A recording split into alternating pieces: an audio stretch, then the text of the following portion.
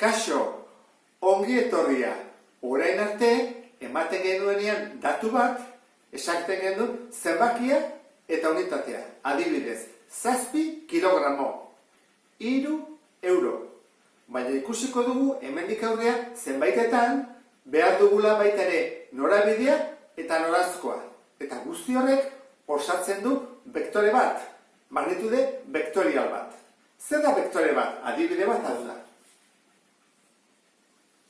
Hasten da puntu batean eta amaitzen da beste batean. Eta hemen gezi bat bezala dago jarrita. Orduan, pentsa ezagun bi puntu ditugula. A puntua eta B puntua. Elkartzen baditut bi puntu horiek,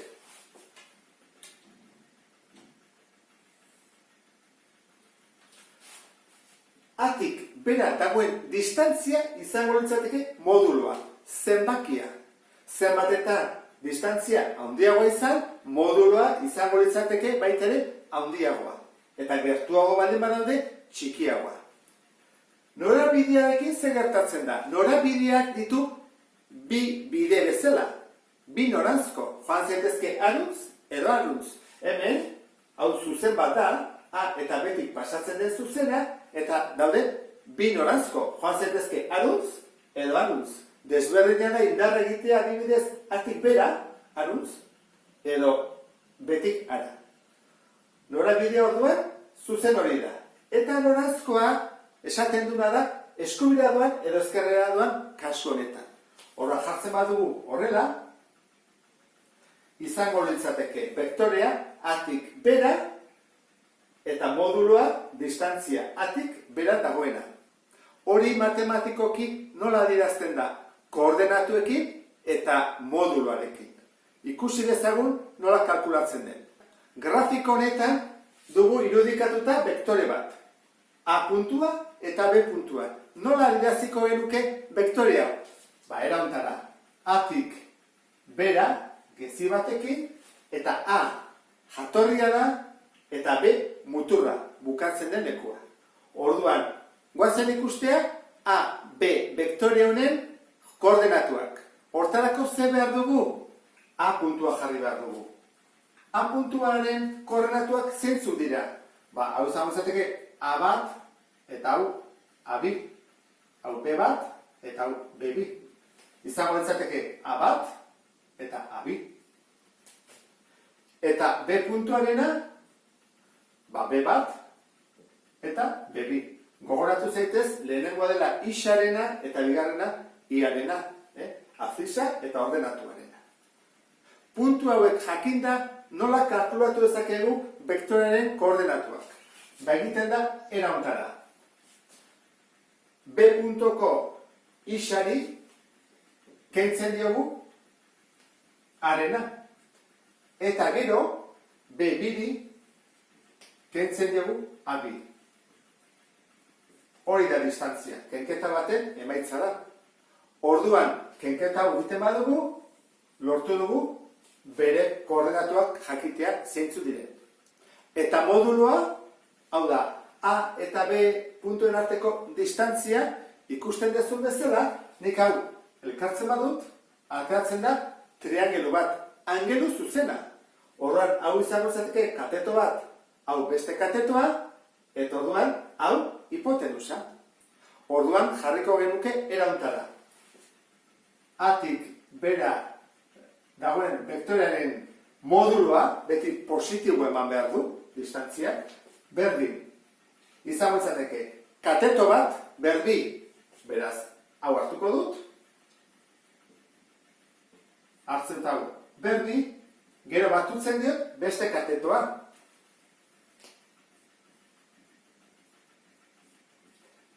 Eta bakarrik usteko zein behar da, beraira berretzen, pasa behar da errotzen.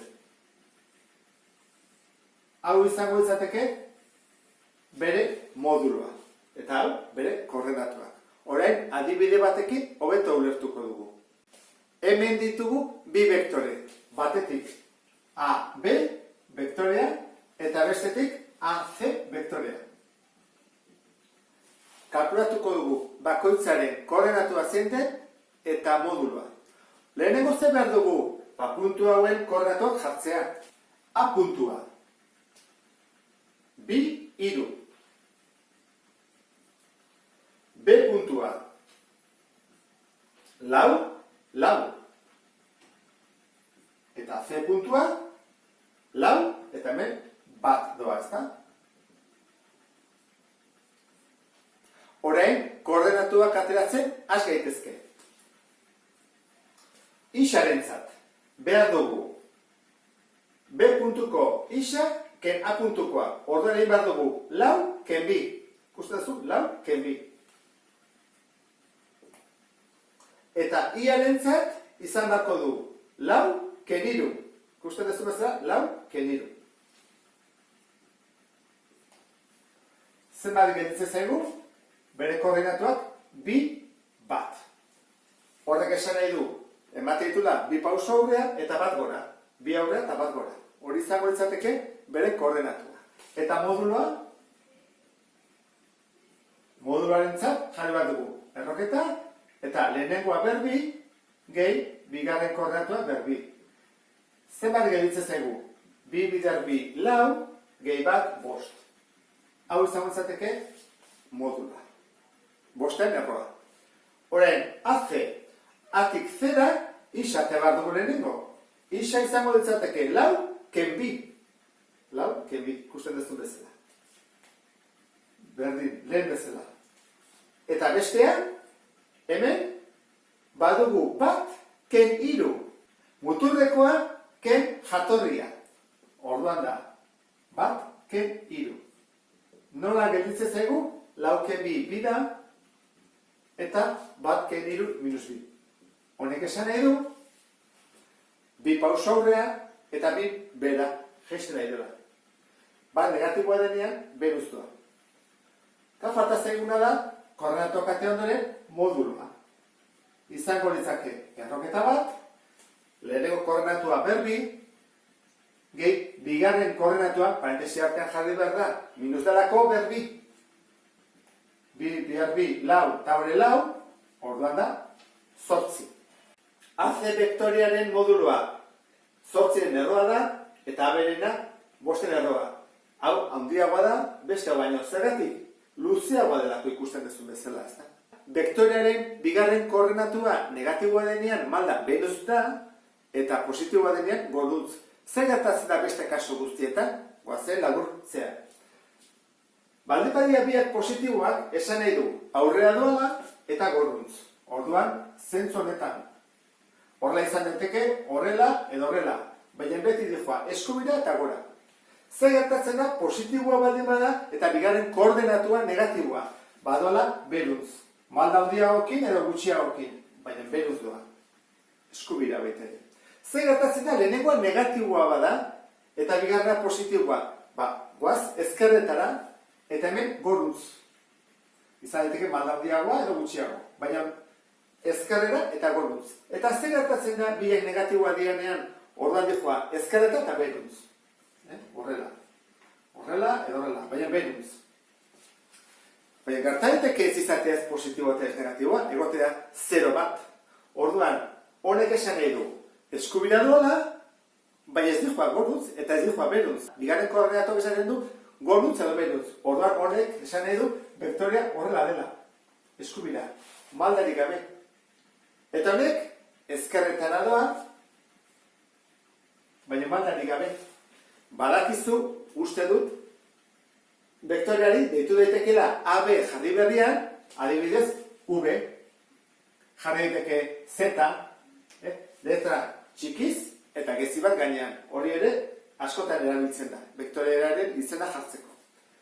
Eta horrela, 0 eta positibo, 0 esan edo ez dijoa ez aurrea eta ez atzera. Orduan, nola dijoa, gorruz bakarrik. Orduan, hola da vektoria.